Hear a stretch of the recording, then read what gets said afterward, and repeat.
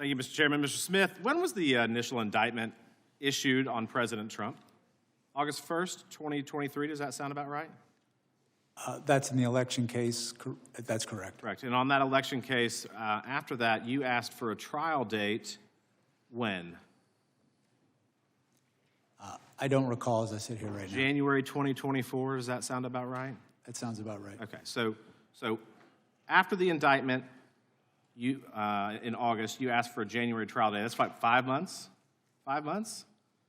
How much evidence did you have? Millions of pages? As I sit here right now, I don't recall the exact. I think in your testimony they talked about a number, 13 million pages.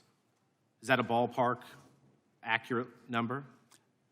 I think that was the question asked of me, and as I sit here, I don't have an accurate number. So let's just assume that that's true, right? Because you had a bunch of stuff. You had $50 million that you blew through the Treasury on a trial that went nowhere. How many pages per day is that? 100,000? Does that sound about right? What if we break that down per hour? It's 4,166 per minute is 70 pages. You like to read, sir? You like to read? I do. Do you read 70 pages a minute? I do not. I mean, that would be remarkable. So how do you prepare for a trial in 5 months if you're asking the defense counsel to read 70 pages a minute? How do you do that and prepare a defense and look at all the witness testimony and video evidence that you supposedly had? How do you do that? You know what's shocking to me, and I think that one of the most egregious aspects of this case, Mr. Smith, is that if you get a traffic ticket in Washington, D.C., you're not going to trial in 5 months. But you want the president, the former president of the United States, to have a trial date with 13 million pages of documents within 5 months. I think that's ridiculous. And I think that speaks exactly to what we talk about when we examine not only your record, but the things in this case that are deeply troubling. That this was not the pursuit of facts and law and letting the judge and the jury decide.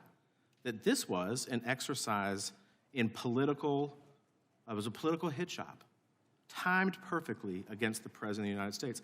Sir, in the Florida case, in the records case, what happened ultimately in that case? What happened ultimately in the case? Yeah, the Mar-a-Lago records case. I'm going to answer because I don't think this is covered by Judge Cannon's order. We moved to dismiss that case pursuant to Justice Department policy. No, the records case in Florida. Against Donald Trump. The records case in Mar-a-Lago, were you ruled to be, what was the ruling in that? That was Judge Cannon's ruling, and she ruled my appointment unlawful, and we sought to appeal that, and that appeal was pending at the time that we dismissed the cases. So from the very beginning, were you ever confirmed by the United States Senate?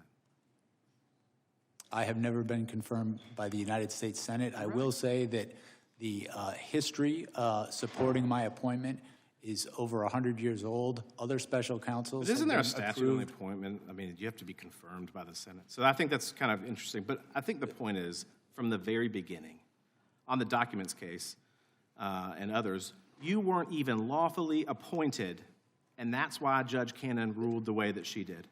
And from the beginning, we talk about that you followed Department of Justice policy, you followed the facts, you followed the law, you followed the Constitution. That's what you have said all throughout this day, parroted by the Democrats, that you have done nothing wrong. But from the very beginning, you weren't even lawfully, and you can't even recall who swore you in. So as we sit here today, based on your testimony in the transcribed interview, can you tell us who swore you in as special prosecutor? As I said, I know I took the oath of office. I don't recall who swore me in. What I can share with you. I don't know, sir. Call me naive, but that's a milestone career move for you that you get to do this, and you don't remember the circumstances. I just find that a little bit odd. But here's the thing, and I'm going to wrap up quick.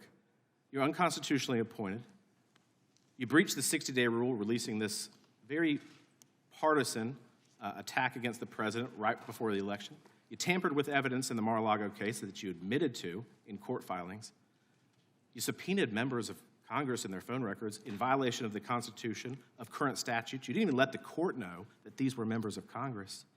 How are we to assume otherwise that this wasn't political? Because it absolutely was, sir.